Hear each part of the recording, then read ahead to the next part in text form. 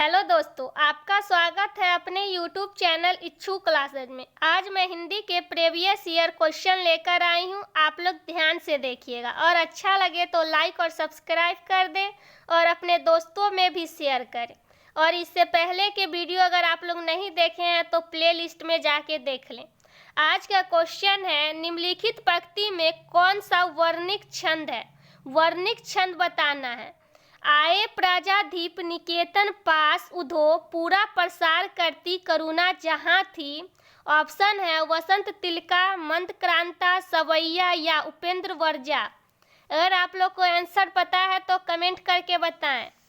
इस पंक्ति में वर्णिक छंद बताना है। इस पंक्ति में वर्णिक छंद बताना है। इसमें वर्णिक छंद वसंत तिलका है। आंसर ए होगा वसंत तिलका। नेक्स्ट क्वेश्चन देखेंगे। क्वेश्चन है, अमृत का पर्यायवाची शब्द। ऑप्शन है अमीय, अपूर्व, अद्वितीय, अभूतपूर्व। अमृत का पर्यायवाची शब्द अमीय होगा। अमृत का पर्यायवाची शब्द अमीय होगा। आंसर होगा ए। वैसे अमृत का पर्यायवाची शब्द पीयूष, पीयूष भी होता है। पीयूष, पीयूष, सुधा और शुभा, ये सब भी अमृत का पर्यायवाची शब्द है। अमीय जो ऑप्शन में दिया रहेगा वो आप लोग मारिएगा। अमीय दिया हुआ है इसलिए आंसर अमीय होगा। पीयूष, सुधा और शुभा ये भी अमृत का पर्यायवाची शब्द है। नेक्स्ट क्वेश्चन देखेंगे। क्वेश्चन है, मैंने पुस्तक पढ़ी कौन सा वाच्य है? कृत्यवाच्य, कर्मवाच्य, भाववाच्य या उपयुक्त सभी। मैंने पुस्तक पढ़ी ये कौन सा वाच्य है? वाच्य बताना है।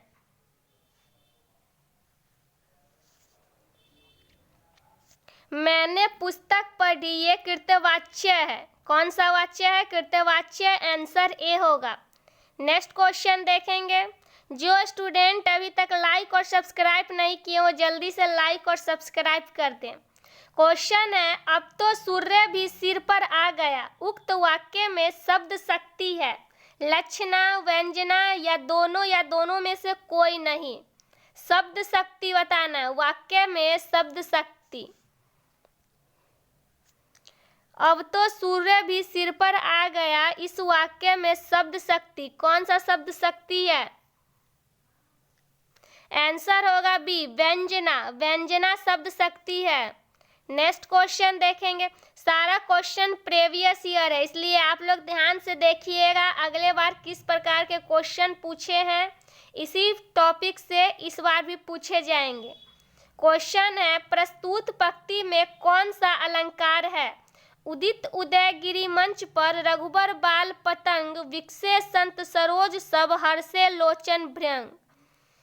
अनुप्रास अलंकार, उपमा अलंकार, रूपक अलंकार या उत्प्रेक्षा अलंकार।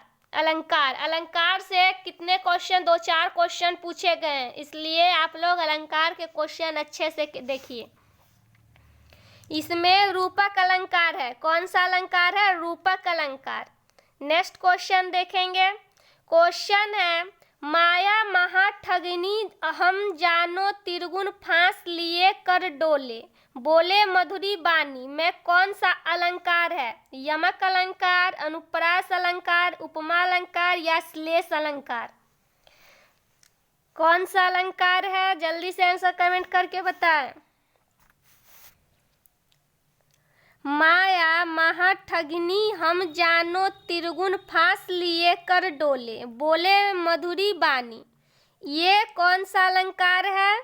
श्लेष अलंकार। कौन सा है? श्लेष अलंकार। आंसर होगा डी। नेक्स्ट क्वेश्चन देखेंगे। क्वेश्चन है, इनमें से कौन सा वाक्य अशुद्ध है? अशुद्ध वाक्य बताना है। किसान के खेत में जंगली जानवर आ गए, यहाँ गाय का ताजा दूध मिलता है, वह हाथी पागल हो गया या खरगोश को काट कर गाजर खिलाओ। अशुद्ध वाक्य बताना है। अशुद्ध वाक्य है खरगोश को काटकर गाजर खिलाओ, ये अशुद्ध वाक्य है। यहाँ खरगोश को गाजर काटकर खिलाओ, ये अशुद्ध वाक्य होता। गाजर काट कर खिलाओ, इसलिए ये अशुद्ध वाक्य है, इसलिए आंसर डी होगा। नेक्स्ट क्वेश्चन देखेंगे। पो फटना मुहावरे का अर्थ है प्रातःकाल होना, दोपहर होना, शाम होना या रात होना। मुहावरा है पो फटना।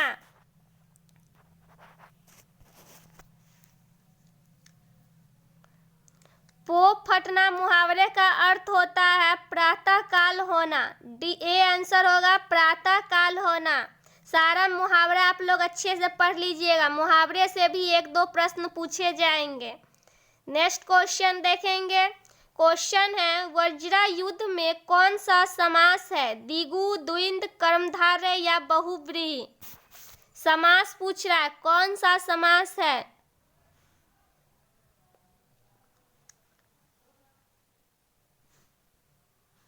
आंसर होगा डी बहुव्रीहि। वज्रा युद्ध में बहुव्रीहि समास है। नेक्स्ट क्वेश्चन देखेंगे। क्वेश्चन है थके नयन रघुपति छवि देखे, पलकन्हि परिहरी निमेषे। पंक्ति किस रस का उदाहरण है, हास्य रस, श्रृंगार रस, वीर रस या करुण रस। कौन सा रस का उदाहरण है।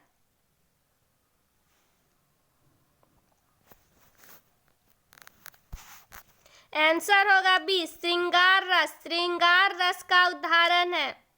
नेक्स्ट क्वेश्चन देखेंगे। क्वेश्चन है उसका कुत्ता अत्यंत आज्ञाकारी है, रेखांकित शब्द कौन सा पदबंध है, विशेषण पदबंध, संज्ञा पदबंध, सर्वनाम पदबंध या क्रिया पदबंध।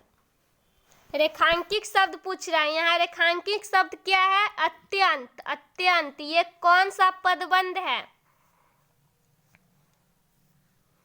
आंसर होगा ए विशेषण पदबंध। यहाँ विशेषण पदबंध है अत्यंत। नेक्स्ट क्वेश्चन देखेंगे। क्वेश्चन है पक्षी उड़ रहे हैं किस काल का उदाहरण है। पक्षी उड़ रहे हैं, भूतकाल, वर्तमान, भविष्यकाल या इनमें से कोई नहीं।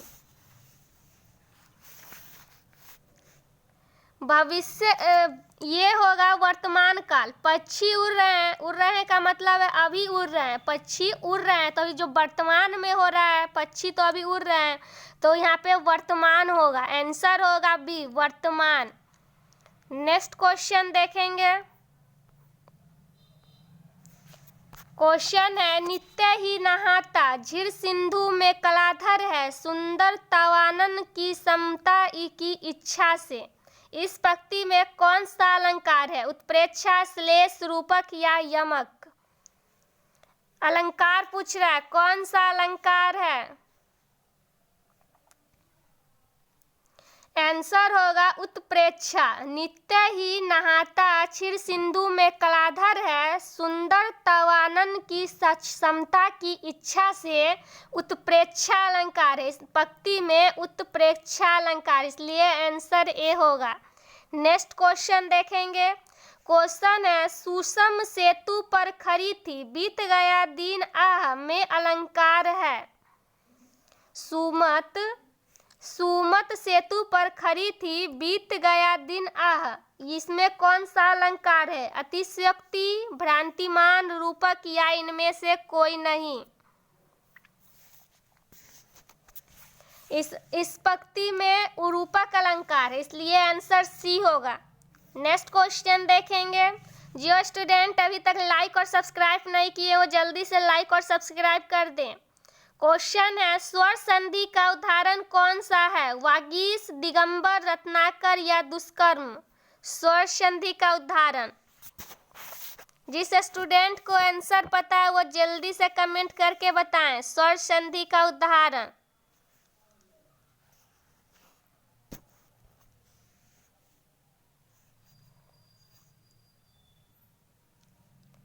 स्वर संधि का उदाहरण रत्नाकार है। आंसर होगा सी रत्नाकार।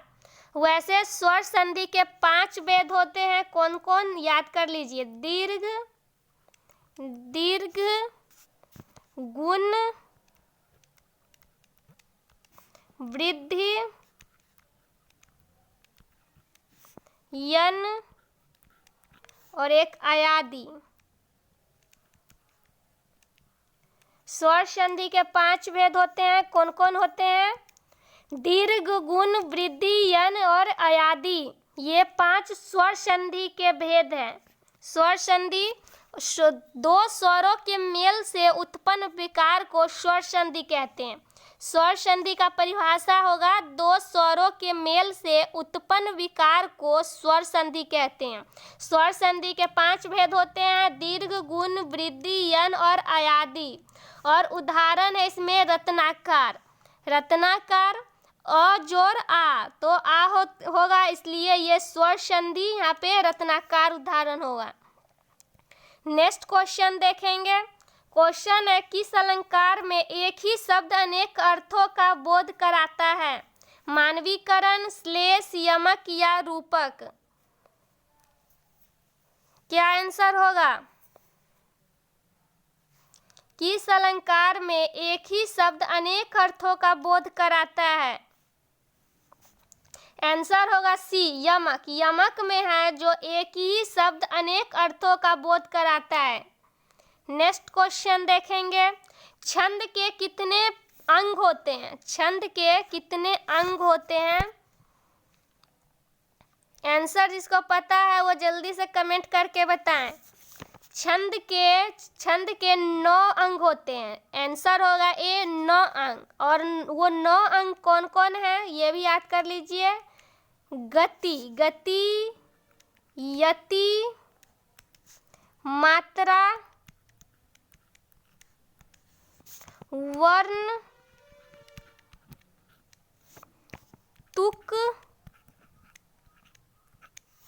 लय और गण, पद और चरण। ये 9 छंद के 9 अंग होते हैं। और कौन कौन? गति, यति, मात्रा, वर्ण, तुक, लय, गण, पद और चरण। ये 9 अंग है। नेक्स्ट क्वेश्चन देखेंगे। नेक्स्ट क्वेश्चन है, समासिक शब्दों के संबंधों को स्पष्ट करना क्या कहलाता है? समास विग्रह, समास अनुग्रह, ए और बी या इनमें से कोई नहीं? क्या कहलाता है? समासिक शब्दों के संबंधों को स्पष्ट करना क्या कहलाता है? आंसर होगा ए, समास विग्रह। समास विग्रह है जो समासिक शब्दों के संबंधों को स्पष्ट करता है। नेक्स्ट क्वेश्चन देखेंगे। प्रत्येक का संधि विच्छेद है। प्रत्येक का संधि विच्छेद प्र जोड़ ती जोड़ एक, प्रत्यय जोड़ एक, या प्र जोड़ एक या प्रति जोड़ एक। प्रत्येक का संधि विच्छेद करना है। प्रत्येक का संधि विच्छेद होगा प्रति जोड़ एक। आंसर होगा डी, प्रति जोड़ एक। नेक्स्ट क्वेश्चन देखेंगे। क्वेश्चन है, गद्यांश को पढ़कर प्रश्न के उत्तर दे। इसलिए आप लोग गद्यांश को अच्छे से पढ़िएगा। भारत माता को हम नमन करते हैं। उत्तर में हिमालय इसका प्रहरी है, दक्षिण में हिंद महासागर उसके चरण पखारता है, पश्चिम में कच्छ की खाड़ी और पूरब में बांग्लादेश है। गंगा, यमुना, नर्मदा, ताप्ती, कृष्णा, गोदावरी, ब्रह्मपुत्र आदि नदियां भारत के मैदानी क्षेत्रों की शोभा बढ़ाती है। खेतों में लहराती फसलें और बागों में पके फलों की बहार इनकी भारत माता का उपहार है। प्रत्येक धर्म का व्यक्ति भारत माँ का सपूत है, सबकी प्रिय भारत माता। सपूत शब्द में कौन सा उपसर्ग है? सपूत शब्द में उपसर्ग पूछ रहा है। आंसर क्या होगा सपूत शब्द में? सपूत शब्द में उपसर्ग है स। आंसर होगा ए, सपूत शब्द में उपसर्ग पूछ रहा है तो उपसर्ग होगा स। नेक्स्ट क्वेश्चन देखेंगे। क्वेश्चन है, माधुर्य गुण किस रीति से संबंधित है? पांचाली रीति, गोडी रीति, वैदर्भी रीति या इनमें से कोई नहीं?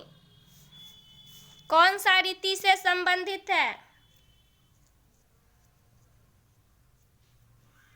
आंसर होगा सी, वैदर्भी रीति। वैदर्भी रीति से संबंध है, माधुर्य गुण। नेक्स्ट क्वेश्चन देखेंगे। क्वेश्चन है भारतीय का भाववाचक संज्ञा है। भारतीय का भाववाचक संज्ञा भारत या भारतीयता या भरत या भारतो। भारतीय का भाववाचक संज्ञा भारतीयता होगा। भारतीयता भाववाचक संज्ञा, आंसर होगा बी। नेक्स्ट क्वेश्चन देखेंगे। इनमें से कौन सा वाक्य अशुद्ध है? सिपाही थाने चला गया, उसके प्राण पखेरु उड़ गए, उसने 5 जलेबियां खाई, शिष्य यज्ञ को लकड़ी लाया। कौन सा वाक्य अशुद्ध है? अशुद्ध वाक्य बताना है।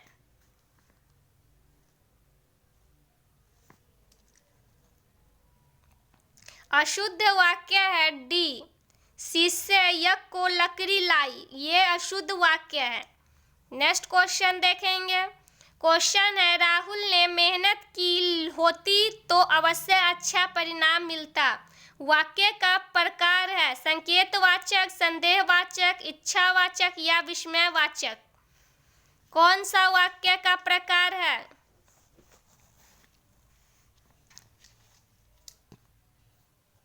इसमें संकेत, इस वाक्य में संकेतवाचक, ये कहा जा रहा है राहुल ने मेहनत की होती तो अवश्य अच्छा परिणाम मिलता। ये एक संकेत दिया जा रहा है, इसलिए ये संकेतवाचक होगा, आंसर ए होगा।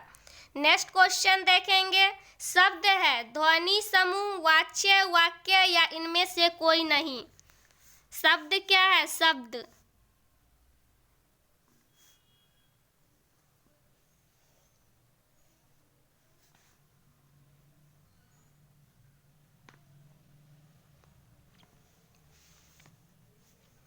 शब्द एक ध्वनि समूह है, आंसर होगा ए। शब्द एक ध्वनि समूह है। नेक्स्ट क्वेश्चन देखेंगे। क्वेश्चन है जब एक ही शब्द 2 या 2 से अधिक बार आए और उसका अर्थ हर बार भिन्न भिन्न हो तो अलंकार कहलाता है। अतिशयोक्ति अलंकार, यमक अलंकार, उपमा अलंकार या रूपक अलंकार। कौन सा अलंकार कहलाता है? जब एक ही शब्द 2 या 2 से अधिक बार आए और उसका अर्थ हर बार भिन्न भिन्न हो तो वो यमक अलंकार कहलाता है, आंसर होगा बी, यमक अलंकार। नेक्स्ट क्वेश्चन देखेंगे। क्वेश्चन है निम्न में कौन सा वाक्य शुद्ध है? शुद्ध वाक्य बताना। सड़क पर भीड़ लग गई, न जाने कितने बेशुमार जीव पैदा होते हैं, विपद में धीरताई रखो, लड़की ने दही गिरा दी। कौन सा वाक्य शुद्ध है? शुद्ध वाक्य बताना है।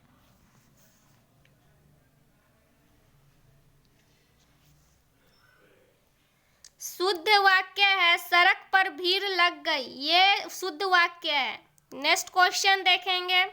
क्वेश्चन है दांत तले उंगली दबाना मुहावरे का सही अर्थ है। चकित होना, भूख लगना, उंगली कटना या इनमें से कोई नहीं।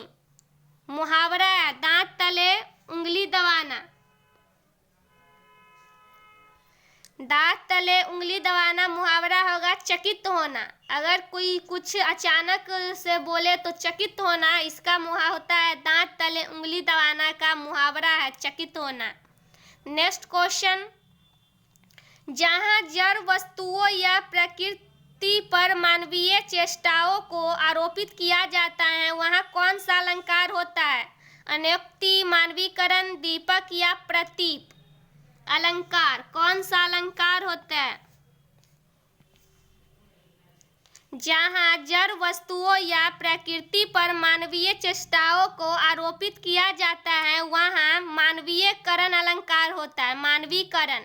आंसर होगा बी। आज के लिए बस इतना ही। रोज ऐसे ही वीडियो प्राप्त करने के लिए सब्सक्राइब कर लें।